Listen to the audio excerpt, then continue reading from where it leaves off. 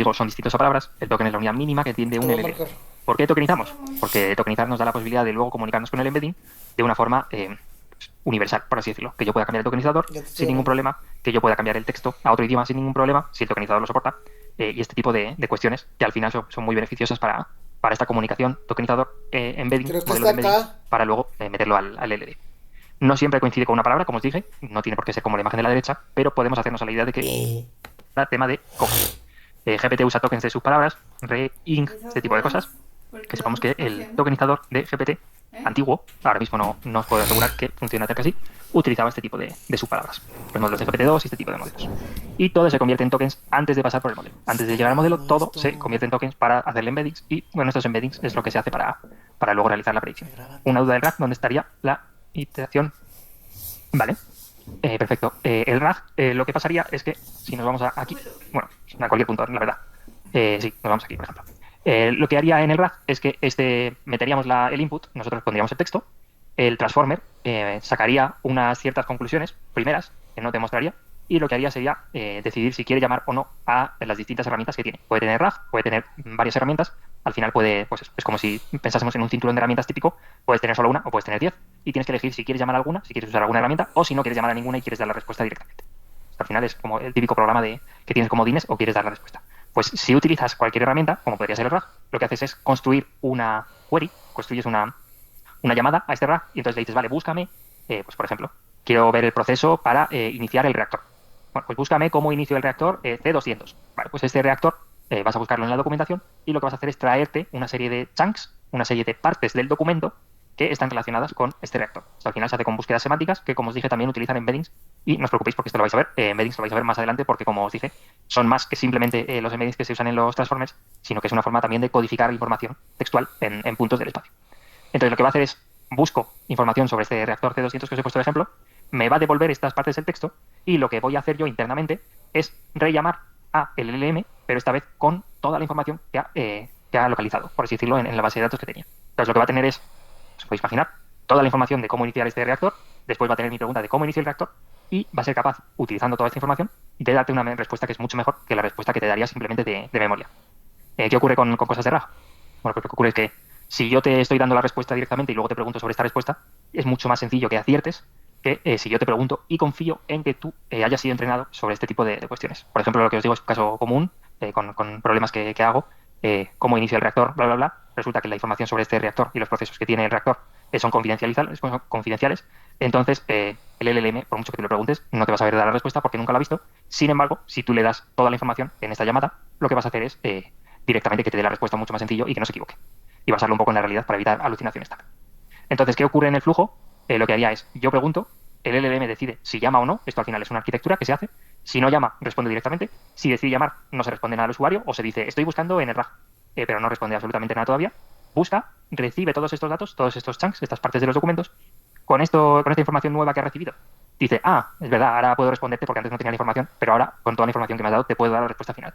Y con una segunda interacción, responde finalmente al usuario. Pues podéis imaginaros que es como para el usuario solo un prompt, escribe y recibe el resultado, pero internamente lo que se hace es, primero se decide si se llama el RAG o no, si se llama el RAG se espera para el resultado, recibes el resultado, internamente te vuelves a llamar a ti mismo con la información que has recibido y con la pregunta del usuario y proporcionas una información al final, una respuesta para el usuario que pueda tener la respuesta final.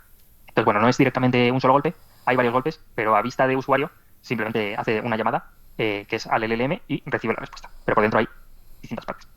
Nada, gracias a ti. Pero sí, esto del RAG es muy interesante y como os dije es una aplicación muy fácil y muy directa y que funciona muy bien y da muchos beneficios para las empresas. Entonces que sepáis que vais a ver RAG también en siguientes temas, así que no os preocupéis que lo vais a tener y seguro que hay algún notebook en el que hagáis cosas con RAGs. Sí, he pensado, avanzó o no avanzó, desde ahí, sí, me he ido atrás. ¿Qué pasa si no tokenizamos bien? Bueno, de hecho aquí sí. ¿Qué pasa si no tokenizamos bien? Bueno, pues lo que pasa es que afecta directamente al coste, porque os recuerdo que lo que pagamos es el número de tokens, no el número de palabras. Entonces, bueno, pues si no tokenizamos bien, imaginaos que hago un token por cada letra. Aparte de que es terrible, porque no se entiende nada, no hay ninguna relación entre letras, lo que ocurre es que voy a pagar muchísimo, porque voy a pagar un montón de tokens. Esto ya os digo que no es la realidad, porque tú cuando llamas al LLM, llamas al modelo, tú en realidad no eliges el tokenizador ni haces absolutamente nada de esto, lo que haces es llamarle y ya confías en el tokenizador que tiene por dentro. Pero en un supuesto caso, afectaría al número de tokens y al número de palabras que tiene. Perdón, no al número de palabras, sino al número de tokens que te cobran. Afecta a la longitud máxima del contexto. ¿Qué quiere decir esto? si yo tengo un contexto de 1 millón de tokens, me viene bien que estos tokens pues tengan sentido, que no sea como os he dicho, un token por cada letra, porque si no llenaría muy rápido este buffer, por así de pensarlo, y no podría hacer muchas cosas con este contexto que le estoy pasando. En general, como os he dicho, 1 millón, Gemini suele tener 1 millón. No sé si ha subido un poco más, pero 1 millón ya es muchísimo. Suelen tener 256.000, 100 algo mil, 90.000, depende. Claude creo que tiene menos, no sé qué más tiene, pero a la vez es el que tiene mejores respuestas. Pero, bueno, pues luego hay formas de que este contexto no sea tan gigantesco y se pueda disminuir. Por ejemplo, hay muchas herramientas que cuando tú estás escribiendo llega un punto en el que se llena el contexto. No cuando tú escribes, obviamente, nadie escribe tantísimo, pero os podéis imaginar que hace muchas llamadas, coge muchos datos, muchos documentos, lee muchas partes de código que tienes y lo que hace es luego hacer un resumen y continuar con ese resumen como si fuese el contexto del usuario. Eso es mucho más sencillo que seguir y seguir y seguir. Al final te llenaría el contexto y no podrías seguir preguntando. Mala tokenización, peor representación, al final para los embeddings. Así que si tenemos un mal tokenizador es complicado luego tener un buen modelo de embedding. Tipos de tokenización, ya os lo enseñé y lo vamos a ver, así que aquí paso rápido. White space, separando por espacios. Character level, ya os digo que este no es el mejor. Workpiece, BERT, utiliza este tipo de tokenizador. BPE, GPT-2, utiliza este tipo de tokenizador. Y sentence piece, que divide también por distintas partes de la palabra. Como os digo, al final cada uno divide de una forma distinta, cada uno funciona mejor con un tipo de modelo y algunos ya no se usan y otros siguen utilizándose. ¿Quién usa qué? Bueno, pues sabemos que BERT utiliza Workpiece, GPT-2, 3, 4, Mistral utilizaba BPE, T5 Palm, Gemini utilizaba, aquí Gemini ya no puedo decir si sigue utilizando esto porque no lo sabemos, Sentence Piece, y todos están en Space bajo la carpeta o el directorio de Auto Tokenizers, así que se pueden probar. Veremos que los vamos a probar ahora. Y a la derecha un ejemplo de tokenización, de nuevo, una palabra por cada token, que no debería ser lo común, en este caso sería WordPiece. Perfecto, este sería un código que si lo copiaseis tokenizaríais, la IA generativa está cambiando el mundo. Bueno, esto en su día, cuando escribí esto, parecía un poco de broma. Ahora sí que es cierto que ya no hay vuelta atrás. Así que sí, esto cada vez tiene más sentido. Si lo copiaseis funcionaría, pero como os digo, en el notebook está, así que no os paréis a copiarlo porque es un poco tontería. Tokens igual a dinero, cuánto cuesta un mensaje, al final hay que pensar en los tokens. El número de tokens afecta al coste por input y por output. El input suele ser más barato, el output suele ser más caro. ¿Qué suele ocurrir?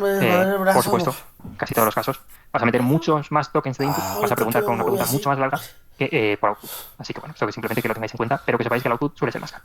Aún así son baratísimos, se miden en millones de tokens y 1 millón de tokens es prácticamente libros pequeños y partes o capítulos de libros grandes. Pues bueno, pues que sepáis que es enorme la cantidad de preguntas que puedes hacer por muy poco dinero, porque suele ser o dólares o céntimos de dólar, estos millones. OpenAI, Cloud, Cohere, cobran por token, en general todos cobran por token, y un ejemplo comparativo es, hola, ¿cómo estás? 6 tokens, y estimado señor, nos dirigimos a usted, 22 tokens. Aquí, como os digo, un ejemplo que os hago inventado, por eso os pongo aproximado, en el que podríamos pensar que, hola, ¿cómo estás? Es prácticamente lo mismo que el de abajo, pero resulta que nos están cobrando 6 y en el de abajo nos están cobrando 22. Aquí, de nuevo, hay que fiarse, dudo mucho que se dediquen a engañar a la gente de esta forma, pero hay que fiarse. Esto, como en todo, hay que un poco se ciega. Y tokeniza estas frases y analiza los resultados por si alguien quiere meter estas frases en el notebook, pero vamos, esto como vamos un poco mal de tiempo, me lo voy a saltar. Y vamos a ir a la parte más importante de los transformers, que no quiere decir que las otras no tengan importancia, sino que esta es un poco la parte que le hace más, que le da identidad a estos transformers, por así decir. Y esta parte es importante, así que en esta parte vamos a dedicar un ratito. Así que antes de hacer esta parte, de hecho, un segundo, no, necesito esta parte para el notebook. Me iba a adelantar, casi la lío. No, necesitamos la atención para ejecutar el notebook y entender bien qué estamos haciendo. Así que sí, vamos a ver, este self-attention, esta atención famosa de los LLMs, y no os preocupéis, os prometo que vais a salir entendiéndolo. Es muy complejo de forma teórica, pero si te lo explican medianamente bien, al final se entiende sin problema esta relación. Entonces, bueno, vamos a ver si me consigo explicar bien. Necesitamos mirar el contexto, no solo el pasado. ¿Qué ocurre? Las RNN y los LSTM leen en orden y recuerdan poco. Como vimos, el contexto que tenían eran poco. Al final se iban olvidando, iban perdiendo el hilo y empezaban a decir un poco tonterías. No tonterías al fin y al cabo, pero perdían mucho hilo. Y con self-attention cada token mira a todos los demás. ¿Qué quiero decir que mira a todos los demás? Pues que literalmente se hace una operación por matrices y cada uno de los tokens de la izquierda va a tener un resultado utilizando el token, su espejo, directamente. Todos los tokens se comprueban contra todos los tokens con el mecanismo de atención y se puede comprobar pues, cuánta atención tiene que prestar cada uno de los tokens a cada uno de los demás. Y esta es la clave del transformer de Attention Initial Unit en 2017.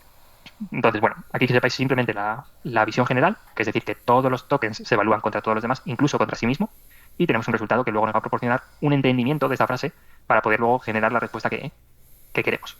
Esto, de nuevo, ¿tenemos que tocarlo nosotros cuando elijamos el modelo? No. ¿Nos sirve muchísimo para generar el prompt y para hacer prompt engineering? Sí, nos sirve muchísimo esta manera de entender cómo funciona por dentro para que luego cuando generemos el prompt funcione de una forma adecuada. ¿Cómo se implementa esta atención? Aquí viene un poco la chicha. Cada token se proyecta a tres espacios, Q, K y V. Q es query, K es key y V es value. Simplemente os lo pongo ahí abajo para que se os quede de una forma mejor, porque Q, K y V a veces se poco se lían. Y podríamos verlo como que Q es lo que pregunta, K es lo que es y V es lo que aporta. Todos y cada uno de los tokens tienen estos tres valores predefinidos, por así decirlo. Es decir, no se calculan, sino que estos valores son atributos que tiene. Por eso es lo que es, lo que pregunta y lo que aporta. A ver si aquí... No, vale. Os voy a hacer el ejemplo aquí. Siempre pongo un ejemplo que queda bastante claro, a ver si os queda también claro a vosotros, al menos a mí me resulta bastante claro y es bastante sencillo de entender cómo se calcula esta atención. Entonces, vale, os voy a poner un ejemplo y es algo que seguramente hayamos pasado todos por ello y es una entrevista grupal. En una entrevista grupal tenemos un montón de candidatos y tenemos un supervisor o un entrevistador o como queramos denominarle a la persona que se encarga de supervisar un poco la entrevista. Cada uno de estos candidatos, podemos imaginar que tenemos pues eso, 5 o 10 candidatos, al final las entrevistas grupales varían mucho, y tenemos cada uno de los candidatos que sería un token. Imaginaos cada candidato es un token. Y el supervisor es este mecanismo de atención. Perfecto, pues partiendo de esta premisa de que el supervisor o el entrevistador es el mecanismo de atención y cada uno de los candidatos es el token, podemos imaginar, ¿vale?, que cada uno de estos candidatos, por supuesto, le han hecho llevar su currículum impreso, en este caso, para que lo veamos un poco más visual. Cada uno tiene su currículum impreso en su puestecito, en su sitio donde les han sentado, y entonces tiene su valor K, lo que es. Pues yo soy ingeniero de telecomunicaciones, yo soy bla, bla, bla, y he trabajado en no sé qué, y soy lo que sea, data scientist, software engineering, lo que sea, no hay ningún problema. Todos los candidatos tienen su valor K, es decir, lo que son, su currículum. Y todos los candidatos tienen todos los valores, simplemente que sepamos K, ¿vale? Lo que son. Luego también cada candidato tiene su valor Q. En este caso, Q se va a relacionar con lo que pregunta el entrevistador. ¿Qué ocurre? Bueno, ellos también van a preguntar, como os he dicho al final, todos los tokens se relacionan con todos los tokens, así que el entrevistador hace un poquito, en este caso de valor Q, pero que sepamos que todos los candidatos tienen su currículum y por supuesto tienen muchas preguntas, porque al final de la entrevista les van a decir, ¿tienes alguna pregunta? Sí, seguro que tienen alguna pregunta, que está muy bien. Así que sepamos que también tienen Q, tienen preguntas para hacer a los demás candidatos, en este caso, y se lo van a hacer al entrevistador, sería raro que pregunte a otro candidato. Y tienen valores V. ¿Qué podría ser el valor V en estos candidatos, en estos tokens que tenemos? Pues en este caso sería el conocimiento que tienen. Puede ser que tú hayas trabajado de X cosa, que hayas estudiado X cosa, pero puede ser que tengas mucha idea, mucho conocimiento de ese tema, que tengas poco, que tengas más conocimiento de otros temas, etcétera. Entonces tendríamos Q, en el caso de los tokens sería preguntas que van a hacer al final, K, que sería su currículum, lo que son en este caso, V, su valor, que sería cuánto valor va a aportar con su conocimiento. En este caso, pues tendrán más conocimiento, tendrán menos conocimiento. Vamos a ver qué hace un token. En este caso vamos a ver al supervisor. El supervisor nos podemos olvidar de su K porque no tiene el currículum y podemos olvidarnos del valor que aporta, del conocimiento que tiene, porque no le vamos a preguntar al supervisor. En este caso solo vamos a ver qué ocurre cuando un token, en este caso el supervisor, le hace una pregunta a todos los demás. Le hace una pregunta a todos los candidatos. Bueno, pues en este caso lo que va a hacer el supervisor es, pongamos un ejemplo, vamos a ver que el supervisor va a decir qué significa que la IA generativa utilice tokens para luego hacer el embedding. Pues esta pregunta el supervisor la va a hacer al grupo. Pero el supervisor ya ha visto los currículums y ya ha visto un poco cada candidato que ha estudiado, cada candidato de dónde viene, qué empresas ha estado, cuánto tiempo, todo este tipo de cosas. Es decir, el supervisor se va a basar en el valor K para decidir quién le parece que va a tener más que aportar en esta pregunta, que no tiene por qué ser la realidad, porque puede ser que me preguntes algo de lo que yo no tenga ni idea, parezca que sí, pero yo no tengo ni idea. Puede ser, no hay ningún problema en ello, todo el mundo tiene sus puntos fuertes y sus puntos flojos, pues esto puede ser lo que ocurra. Entonces lo que va a ocurrir es que este supervisor, este entrevistador, va a lanzar su pregunta y va a pensar, qué bien, seguro que el ingeniero de inteligencia artificial me va a dar una respuesta muy buena, mientras que el diseñador de marketing yo creo que no me va a aportar mucho en este tema. Bueno, pues puede ser que luego te sorprenda y el ingeniero de inteligencia artificial te dé una respuesta peor, te dé una V peor que el de diseño de marketing. Entonces, cómo va a funcionar este mecanismo es, yo tengo una pregunta, yo tengo una Q, que es mi valor intrínseco del token. En función a esta pregunta que tengo, me voy a fijar en ciertos tokens que me parecen más importantes para mí y con esta vista que he echado a estos valores, lo que voy a hacer es el cálculo en función a lo que me están aportando en la respuesta para decidir si son buenos candidatos o no son buenos candidatos.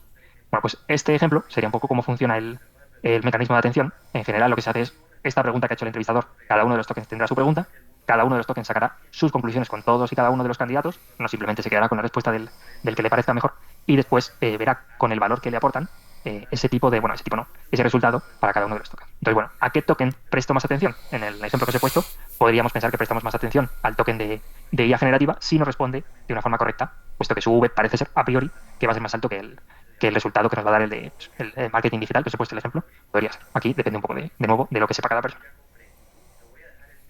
La fórmula, como veis, es esta de abajo. Esta es la fórmula de atención, con su Q, K y V. Al final, simplemente que tengáis en cuenta que lo que indica cuánto te fijas en una palabra, al final es la Q y la K en la pregunta y como, bueno, lo que es ese token o el currículum, si os imagináis el ejemplo, y después se pondera con el valor en realidad que te ha aportado.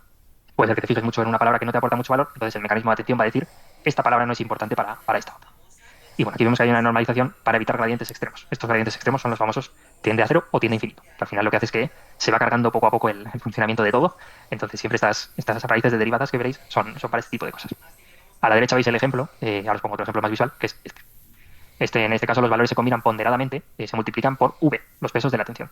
Y así se genera la representación contextualizada del token. Es decir, cuánto te tienes que fijar, cómo de importantes son cada uno de los demás tokens respecto a ti, o cuánto te deberían importar cada uno de los demás tokens respecto a ti. Entonces aquí podemos ver, pues eso, como os digo al principio, K y Q y K son, son los que nos importan más en los primeros pasos, es decir, los que deciden cuánto me fijo en cada una de las palabras, y luego la V, el valor final, es el que, el valor final no, el valor de los tokens es el que nos decide al final cuánto nos importa cada una de las palabras. Así que bueno, simplemente por recordar la analogía, Q sería, pues es como os he dicho antes, de qué significa o por qué se tokenizan las palabras para pasarlo al embedding. K sería el currículum de cada una de las personas y V sería el valor, es decir, lo que aportan con la respuesta cada uno de los candidatos sobre este tema. Y al final sacaríamos la conclusión, que la conclusión sería pasa de ronda o no pasa de ronda en este caso, o esta persona sabe mucho o no sabe mucho de diversos temas que queramos preguntar. Entonces, bueno, pues todo junto, por si alguien quiere verlo más visual todavía, por si a alguien no le ha quedado claro, aquí que veáis con las matrices, como se haría en realidad. Entrarían los tokens, se harían los embeddings, luego se calcularían las proyecciones sobre estos embeddings, las Q, K y V, se haría el producto entre Q y K, luego le haríamos la softmax y después le aplicaríamos esta ponderación por V, que nos daría el resultado Z. En general, el resultado siempre se suele llamar Z, no es porque sea aquí algo en concreto, sino porque suele ser así. Entonces, tendríamos una salida de que, bueno, os pongo que es un vector, en realidad lo que se estoy poniendo aquí es una matriz, pero en este caso real tendríamos matrices o tendríamos vectores. Depende cómo lo entendamos y en qué punto paremos. Puede ser un vector muy largo que luego lo hagamos matriz. ¿Cómo se interpreta? Bueno, algo a destacar es que la atención no es comprensión perfecta ni es razonamiento perfecto, pero nos proporciona una capacidad de relacionar palabras entre sí que no tenemos si no tendríamos este mecanismo de atención. ¿Qué ocurre? La atención no siempre significa importancia, es decir, no importa más la palabra porque esté más relacionada contigo, simplemente está más relacionada. No tiene por qué ser directamente entendible por nosotros este resultado de la atención. Lo que sí que suele ocurrir es que bueno, suele tener sentido. Ya os digo, a veces no parece que tenga sentido, luego funciona por detrás, así que algo tiene que estar haciendo bien, pero no es una atención directamente humana, no es que sea exactamente lo que nosotros entenderíamos, por ejemplo. No es que todos los sujetos tengan relación entre sí, no es que todos los adjetivos tengan relación con los sujetos, no es que este tipo de cosas suele ocurrir, porque suelen tener importancia, pero no tiene por qué, y no tiene por qué significar eso. Entonces, pues a veces se usa para estructura, a veces para sintaxis, y podemos visualizarla y analizar la atención. Como os digo, por mucho que la analicemos, puede ser que no llegamos a ninguna conclusión, porque puede ser que esté viendo cosas que nosotros no pensamos. No porque sea más complejo que nuestro cerebro, sino porque puede ser que piense de una forma distinta. Bueno, puede ser no, ya os digo yo que piensa de una forma distinta porque no somos capaces de entender nuestro cerebro, entonces no vamos a ser capaces de programarlo a día de hoy. ¿Qué se gana con esto y qué se pierde? Ventajas y limitaciones. Bueno, puede conectar tokens lejanos, es decir, tenemos un contexto mucho más amplio que el contexto que tendríamos antes con los RNN, los LSTM, un contexto muy grande, como os digo, puede llegar a millones de tokens. No tiene memoria fuera del contexto, esto es un problema que conocemos y que tampoco nos importa.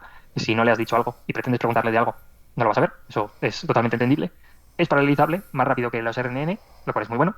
Lo malo es que requiere muchas capas para entender razonamientos. ¿Qué significa esto? Más capacidad de cómputo y más tiempo para realizar estas predicciones en la vida real. Es decir, un RNN va a tardar menos en darte el resultado que lo que va a tardar el LLM en darte el resultado final.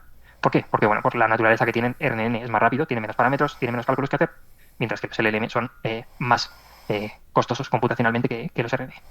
Y la estructura semántica útil, mientras que la atención no garantiza la comprensión total. Perfecto. ¿Es paralelizable? Sí. No en la respuesta.